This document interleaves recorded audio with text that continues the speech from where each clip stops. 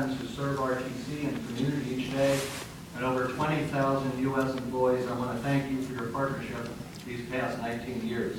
I also want to thank you for your consideration during this process. As partners, together we have built the best system in the United States, with the highest fare box recovery, outstanding on-time performance ridership, and world-class innovation and service to this community. Veolia has been with you in the early days, in good times and in tough times. But we wouldn't be a very good partner if we didn't understand the current economic reality and address it in our bid. As Jeremy Aguero's consulting report confirms, there are two very different ways of doing business.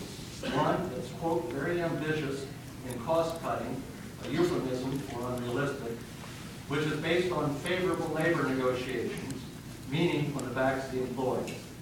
The other approach, Veolia's approach, protects this jewel of a transportation system by providing $6 million of private investment and over $14 million in revenue guarantees by growing this system with a 4% guarantee of ridership growth. Our proposal protects this system and looks towards the future, even in these tough times. And we back it with a history of performance and resources and a reputation that is second to none. We know that Jacob wanted this type of an approach, an innovative approach, that would provide a solution to the cost challenges you face. Both Veolia and First can stand before you today and make promises. Both of us can promise wage increases, good benefits, maintenance, minority participation, and community involvement. But that's not what counts. What counts is the promises we made in our bid and how it's backed up by specific language, numbers, and dollars. That's what this contract will be based on, not what you hear today. It is also backed by each company's past performance and history with you. If each proposer promises good wages and benefits, do they have the money in the bid to back it up? If they say they're innovative and will deliver great maintenance and service and investment, do they have the money and the dollars to back it up? If you ask First Transit, have they ever bought a part from the Civis bus anywhere in the world? They haven't. This is the MAX service that we operate. Nowhere in this country are they buying parts for the Alexander Dennis or the Wright bus. Nowhere in the United States in these desert conditions. If they promise local minority participation and community involvement, do they have the history to back it up? If each proposal promised savings and efficiency, have we demonstrated in the past?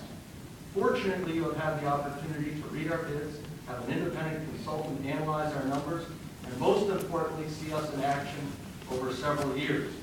You have even had an outside auditor review our financials. We have been completely transparent with you.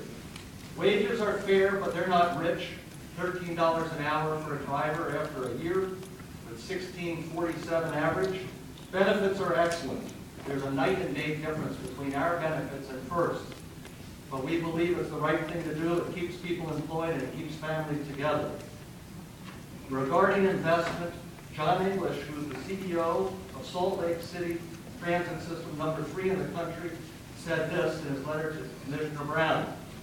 Nowhere have I seen in my over 30 years in this business a proposal where the private sector is willing to commit its resources to implement a risk and reward model as did Veolia in its Las Vegas proposal. In terms of our community involvement and minority participation, that's what's made us the fabric of this community. And I want to thank Bill McLeod, who's sitting right there, who's been involved with this contract for 19 years for his leadership. In terms of savings to the RTC, you've heard about this budget this morning, and I understand the problem. I feel the pain. Literally, we feel the pain. Last year we had a 9% service reduction, and in addition to that 9% service reduction, which we absorbed 100% of that service reduction, we found over $1 million of savings and cost reductions that resulted in a break-even of this contract.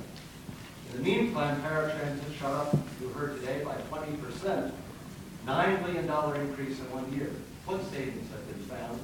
What innovation has been used to try to contain that cost?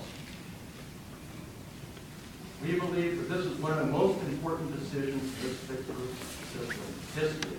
Much is at stake and much is at risk. there are clearly two different approaches and ways of doing business. You can ask Mr. Mendoza if his goal is to have the RTC take the service in-house, and if First Transit's failure would advance that goal.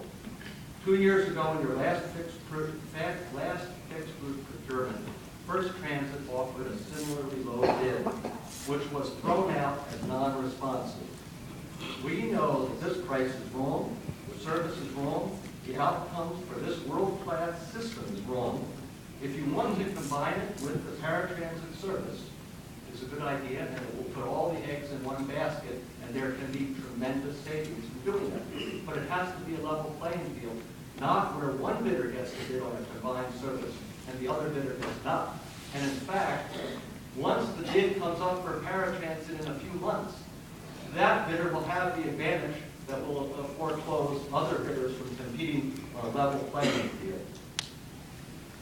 We just ask in conclusion that Jacobs know that it's very clear that this bid shall not harm the employees. A new bid will ensure that that doesn't happen and make these competitors compete on a level playing field. We ask you to either change the story and correct it and work with Veolia as your partner for 19 years, or throw the bid out. Thank you.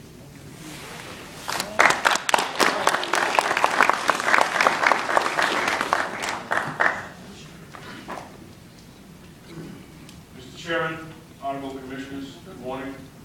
My name is Tom Vukolich. I live in North Las Vegas. I'm a proud member of the Amalgamated Transit Union. My words to you today, however, are entirely my own. For over 12 years, I have driven RTC fixed route buses around our valley. For 6 of those years, I served on the executive board of our local. After my years of service on the E-Board, I can truly say that Veolia's conduct in labor relations matters is characterized by an attitude of cooperation and mutual respect. When I heard that my work could be contracted away from my employer, I wanted to have a chance to discourage that. They did not call me, I called them. My reason is that over time they have earned my respect. My first loyalty, of course, is to my fellow workers, my brothers and sisters, but the Veolia company has also earned a good measure of my loyalty. Because my first loyalty is to my fellow workers, I am certain that Veolia is the best choice for Southern Nevada at this time. After all, ladies and gentlemen, only secure employees can grow our transit system.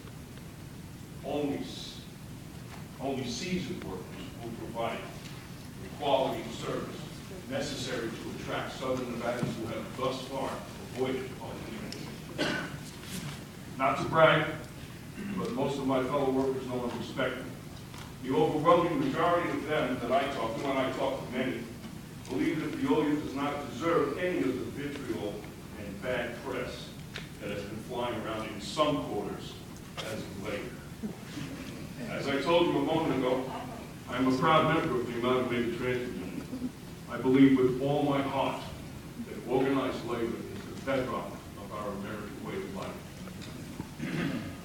Regrettably, I must also tell you that today, I am ashamed of the actions of some in the leadership of our local.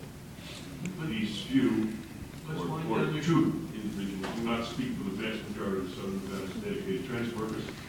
886 of us out of 1,000 have signed this petition. Will my brothers and sisters in support of Veolia, who are here in support of Veolia, please stand up. Thank you, ladies and gentlemen.